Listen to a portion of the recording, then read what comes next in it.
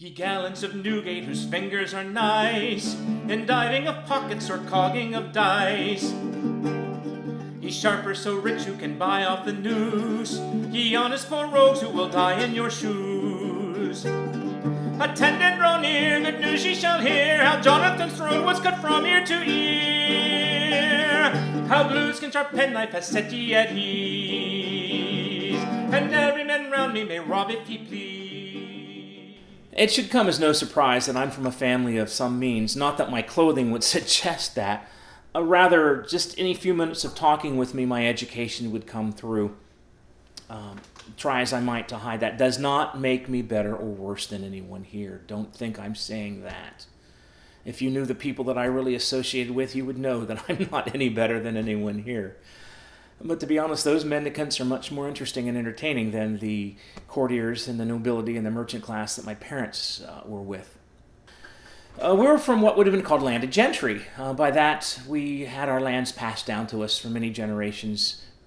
Long ago, I couldn't even begin to tell you how long ago it's been. And over the years, we were given the land, and we cultivated the land, and then we would buy more land, and then we would start to rent the land out. And now that's what we do. We rent our land out, and that's how we make our living. And that's the life I knew. And I didn't really know there was any other life. We were better off than most people, and I think that was my first indication that having money was very important, to the point that I remember well off many times that my father would lend money even to the nobility. Now, we were not money lenders. Don't think we were anything like that. We were a much higher class than they were. But I didn't know there was any other life. But because we were so wealthy, we did have the best tutors. My parents made sure of that. And they would come and educate both my brother and I. I was a so-so student. My music tutor, though, he was the one I liked the best. He taught me to sing. He told stories. He taught me to tell stories. And the stories that he sang and the stories that he told, I didn't know there was such a life out there. But he would tell stories of the robbers and the highwaymen and the nobles of long ago, knights and damsels. Such a fascinating story. That was a world I wished I could figure out how to be in, because that felt like a real world, much more than what we was living now. At night, I remember laying in bed when I was young, and I would look out the window and just look at the stars and the road going down from the manor house, and I would wonder what was over the next hill. Oh, yeah, I did live in the country, but we weren't bumpkins by any means. We traveled a lot. My father oftentimes took me around when we gathered the money and the rents from the tenants, and once a month we would go into town and buy our supplies. Then again, really drove home the point that having money was very important, much more than not having money. And that's pretty much the way I was raised. Once a year, we would shut up the manor house, and we would go to London. We would usually spend 2 months in London, and there my father would attend court and do what business dealings that we had, and again, driving away the importance of having money. Finally, the day came that a choice had to be made. Basically, what to do with me, because I was the youngest son, and the law of primogenitura was still in force in the land. Nothing was coming to me. It was all going to my older brother. Not that I was going to want for anything. I knew I never would. And eventually my father made sure that my brother knew there was going to be a place for me in the business. But first the education had to come, so they sent me to school, to boarding school, as most of our people did, for lack of a better word. Boarding school, we would go there in the fall and come home usually at Christmas time, and then we would go back and finish out and come back home in the spring. They wanted me to have a well-rounded education, so the coursework I took included Latin, philosophy, religious studies, the Bible. We studied Greek, we studied the sciences, we studied the arts. It was all very well-rounded and boring. Luckily, it was the habit that 2 or 3 times a week, my friends and I would go to the local tavern and inn. We all had money. Again, our parents gave us a nice allowance so that we never wanted for anything. There was this local tavern that we would go to often. We would spend our evenings there discussing what we'd learned that day, arguing everything from politics to religion to anything else that we could come. That was a good time. That was the most fun I had at school. One night, I remember, it was late fall, we came in and there was a group of people in the corner. They were an odd bunch. They were tattered and torn and rather smelly and dirty, but they really seemed like they were having a good time. They were laughing and joking and singing songs, and the more I listened to them, I was attracted to everything that they were doing. The language they were using, it was such a sing-song quality. It wasn't quite what I expected, and it was not quite a language as I would have considered it language. I recognized Latin phrases in it. I recognized just common words, but not used the way they would. I recognized some of the songs from what my music tutor had taught me, and I began to pick up on some of the stories, and I realized this was an actual canting crew. I'd read about them, I'd heard about them, and they were here. This was my chance to find out more about that life that just seemed so interesting. So over the next few weeks, I continued to just get a little closer and begin to strike up conversations with them and begin to talk to them. And they were actually very welcoming. They weren't standoffish. They didn't look at me or consider me something outside of their world. They were very friendly and open. And as time went on through the year, maybe it's because of my natural curiosity or my willingness to just accept them for who they were, they began to talk to me as if I was equal to them, which, coming from my world, they weren't equal to me, but they treated me as if they were willing to let me come to their level. Actually, it was more like they were inviting me up to their level. It was such a strange world. They were family and friendly and loving, and they began to teach me things. They taught me their stories. They taught me some of their language. They told me of their adventures. But most of what I got out of there is they were a family. They were happy and jovial. They didn't have a lot, but they had enough. But I felt closer to them and more welcome than I did in my own family.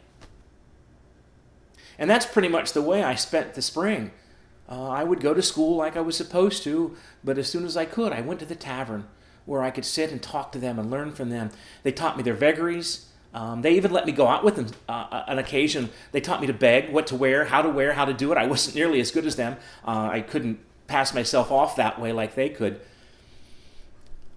But the first time somebody looked at me and said, "Here," and handed me money, and I realized I had just begged for the first time in my life in such a convincing way that they believed me. And it was my own money. It was fun. It was my own money. And I felt more at home and more welcome than I did in my own family. One of my greatest disappointments was that spring when I went to the tavern and they were gone. I asked everybody I could in the town.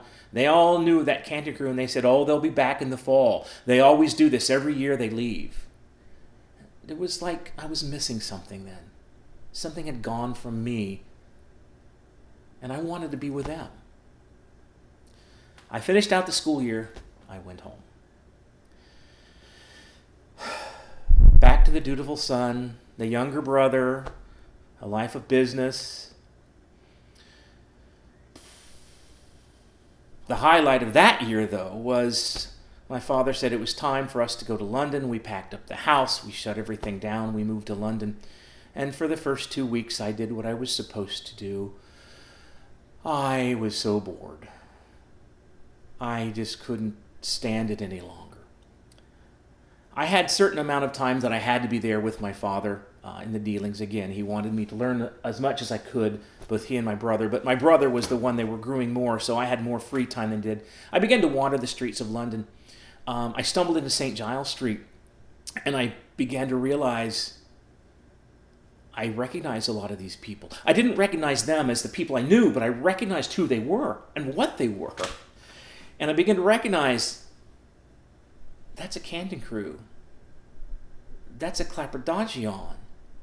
That's a Ruffler. I began to identify with these people and knew who they were. Because of that, I knew which ones to stay away from, too, as well.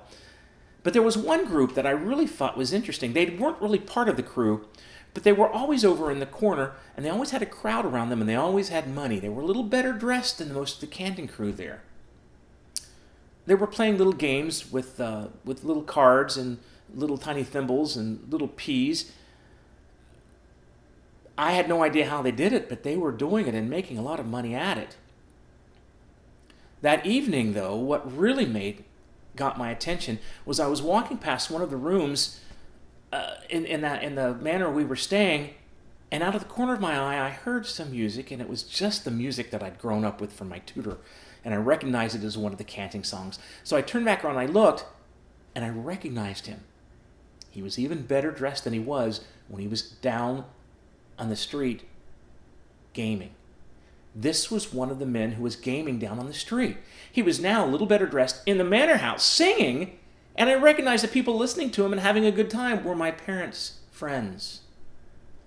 A little bit later, I saw him in another room doing the exact same games he was doing on the street to my parents' friends, making even more money.